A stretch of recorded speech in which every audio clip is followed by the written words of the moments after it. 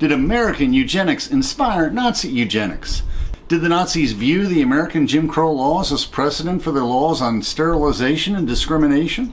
And what is the dark history behind compulsory sterilization? Should the mentally deficient patient be sterilized?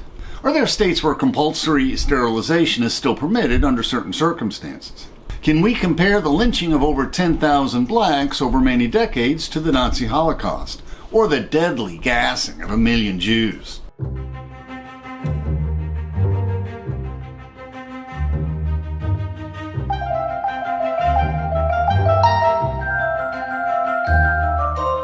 Please, we welcome interesting questions in the comments. Let us learn and reflect together. At the end of our talk, we'll discuss the sources used for this video. Please feel free to follow along in the PowerPoint script we uploaded to SlideShare, which includes illustrations. Our sister blog includes footnotes, and both include our Amazon book links. Usually we discuss the sources at the end of the video, but on rare occasions we discuss them at the beginning. In this case, our main source, The Nazi Connection, Eugenics, American Racism, and German National Socialism, was published by Stefan Kuhl in 1994, which is close to 30 years ago now. The author is primarily interested in the history of eugenics in Nazi Germany and its roots in American academia, particularly California. Despite the book's title, the eugenic links to American racism as a secondary concern to the author. We skipped over his history of the various schools of eugenics that is irrelevant today, and this account of eugenics is probably not complete, and certainly does not discuss the history of eugenics since 1994, which is why we consulted Dr. Wikipedia so extensively. So if you're a graduate student looking for a paper, do further research and share it in the comments. And my gut tells me that Dr. Wikipedia's information on this topic is incomplete. Eugenics is basically selective breeding to improve the human stock, either through passive means such as sterilization and contraception, or through more repulsive active means such as the culling of undesirables or selective breeding, as when the Nazis encouraged their purebred SS Stormtroopers to pair with acceptable German maidens in the Lebensborn or Fountain of Life association. And sometimes children with Aryan traits were simply kidnapped from Poles or others to be raised as pureblood Germans, whose parents were either murdered or thrown into concentration work camps. And the most extreme culling, of course, is the Nazi Holocaust, where millions of Jews and other undesirables were murdered in gas chambers, or were shot by SS troops, often on the Eastern Front, which really gave eugenics a bad reputation. Now, the first chapter of our book warns of the current proponents of racism, and we asked Dr. Wikipedia what happened to them, and most of these characters have either passed or faded into irrelevance. Now, we know that Tucker Carlson and others on the right have shouted screeds about the Great Replacement theory, which proclaims that the white bloodline of America is being diluted by dark-skinned people. But I'm not going to do a research project on tracking down their pseudoscientific sources. And there is also an abhorrent history of medical abuse on poor and primarily black patients in this country.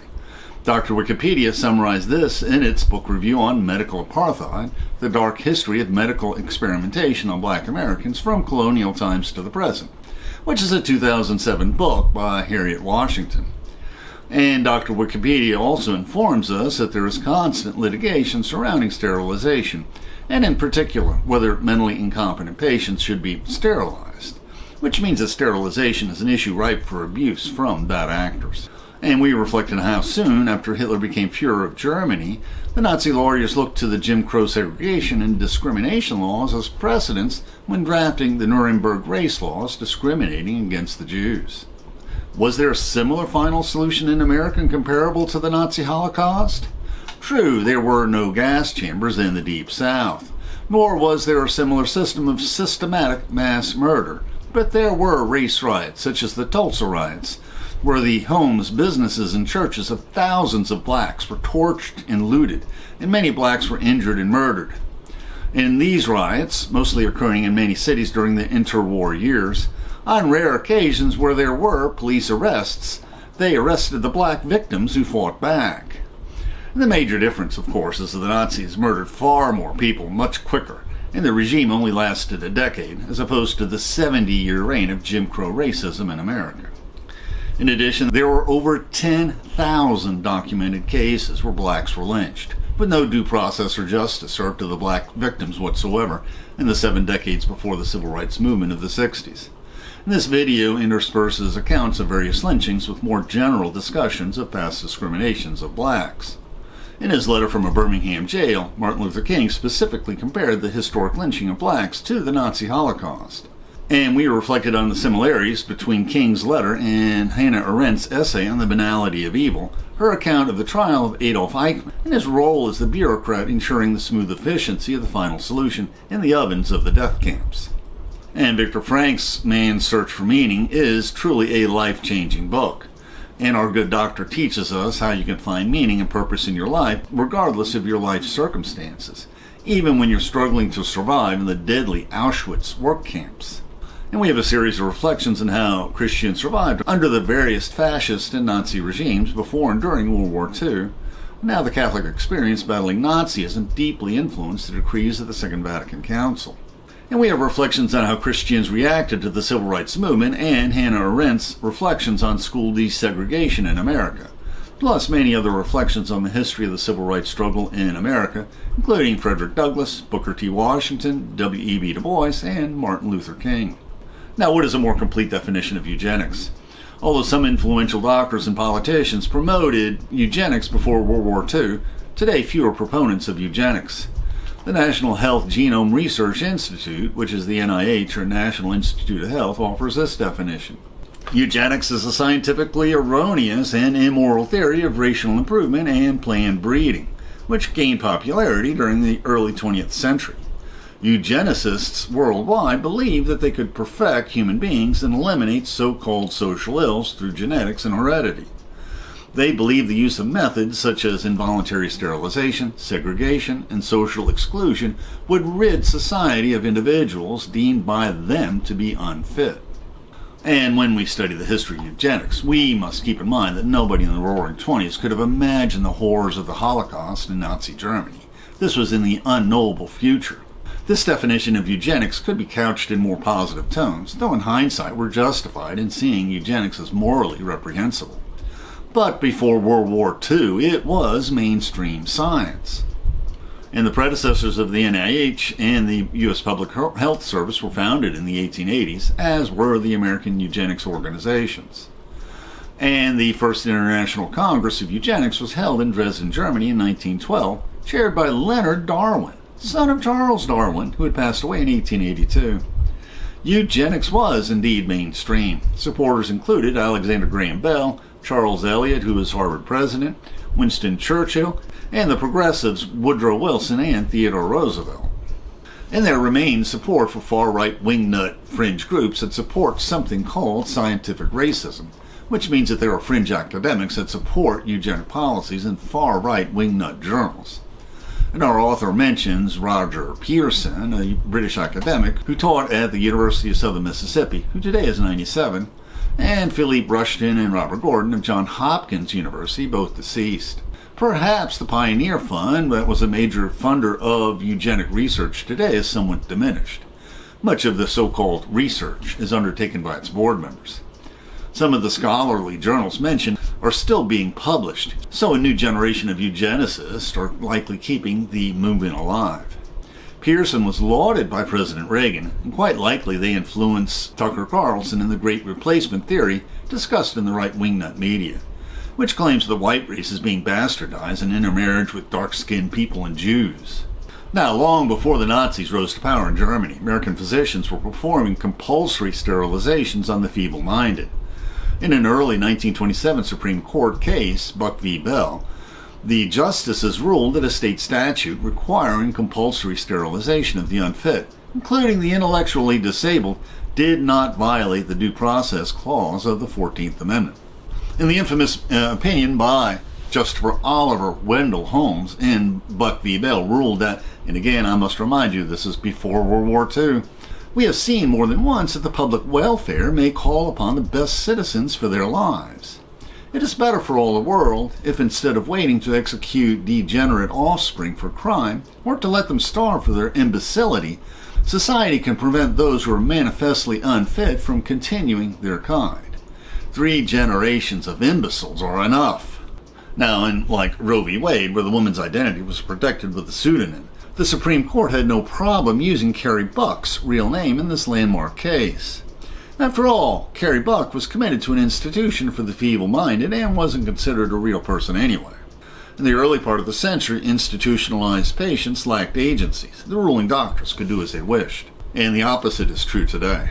The doctor in this case was aggressive in performing sterilizations, sometimes performing them on girls who mistakenly talked to the boys for far too long. In this case, the 18-year-old Carrie Buck was deemed to have a mental age of 9, which was more than the mental age of 8 they assigned to her mother, who had a history of prostitution and immorality. Carrie became pregnant, and her daughter was raised by someone else. But her daughter attended school and earned good grades before she passed away from complications from measles when she was actually 8. Although you could argue that sterilization should be encouraged for feeble-minded women who are subject to abuse, this flagship case reveals the problems of this mindset. The most pressing questions are, who will determine who will be sufficiently feeble-minded to undergo sterilization, and what would be the criteria? And most importantly, who will champion the cause of these helpless and ignorant charges? Indeed, society has progressed since these days, as there are far fewer institutions like this, and most mental health patients have legal agency by default. Curiously, Buck v. Bell has never been overturned and was even cited in the Roe v. Wade Supreme Court abortion case. We know that some in Germany were aware of this precedent. A Nazi doctor being prosecuted in the doctor trial at Nuremberg after Nazi Germany was defeated argued that Buck v. Bell was a precedent for his horrific crimes. And unfortunately in Nazi Germany, sterilization also led to euthanasia.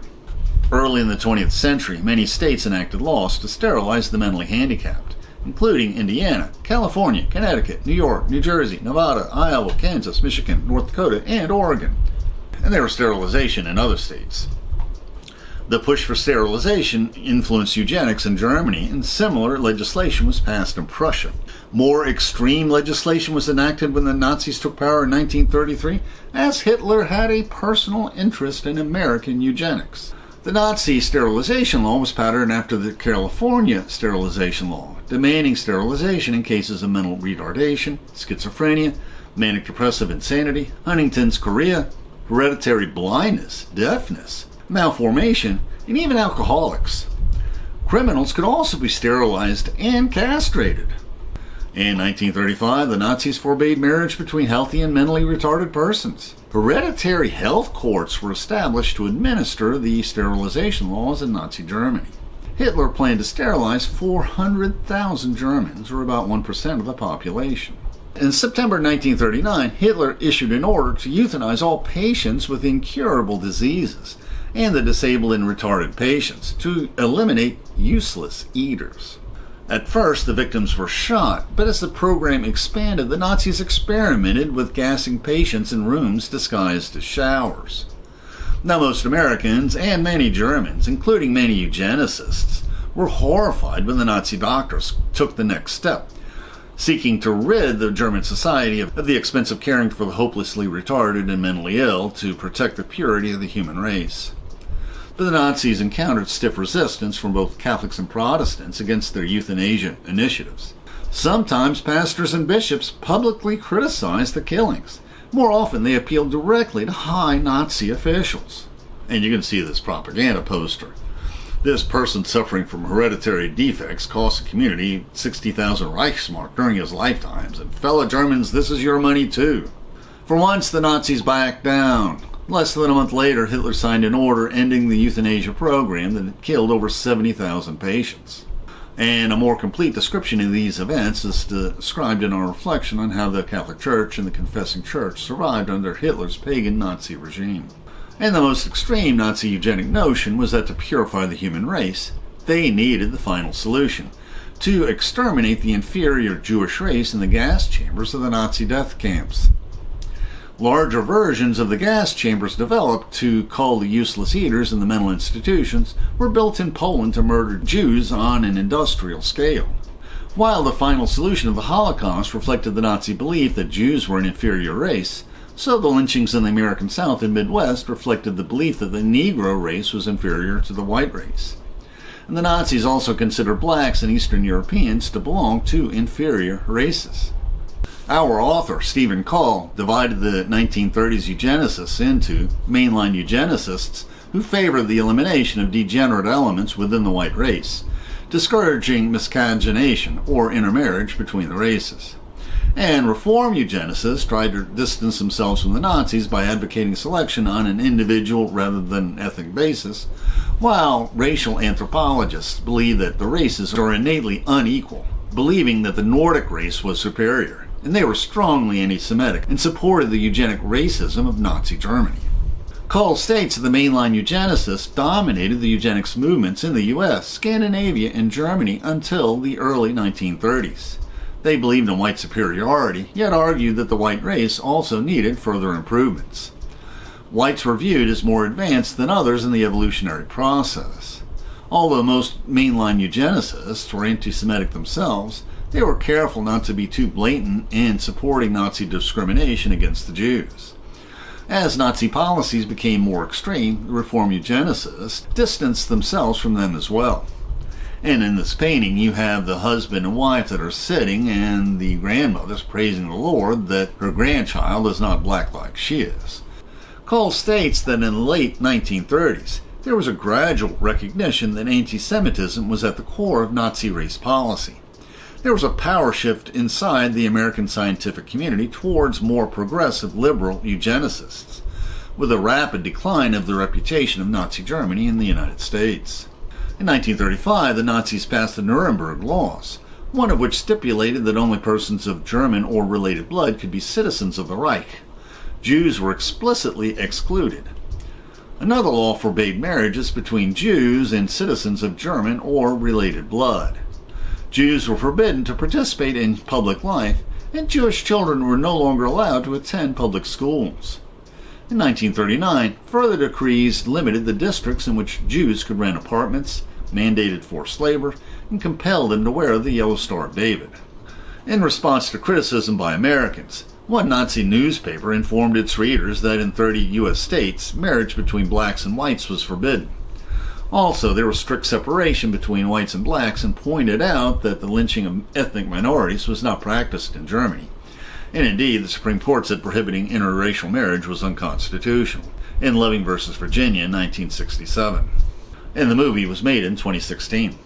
After the outbreak of World War II, contact between eugenicists in America and Nazi Germany largely ceased. Of course, after a doctor has studied and practiced for years to develop a specialty, they will be very reluctant to abandon their field of expertise. After the war ended, the eugenics institutes did not just disappear. They simply denied their pre-war support of Nazi eugenic ideology. And here we see how the Eugenics Quarterly publication was renamed Social Biology in 1969. Today, the former science of eugenics is largely discredited, although there's growing support for the prejudice of the Great Replacement theory, that evil Democrats seek to overwhelm America with dark-skinned immigrants. However, controversies over the sterilization of mentally incompetent patients remain. Dr. Wikipedia mentions laws and court cases in many states up to the current day. And the National Institute of Health has an excellent website summarizing the discredited history of eugenics, and the fear that this ideology may resurge, in part due to the advances made in genetics and gene therapy that make genetic engineering and selection possible.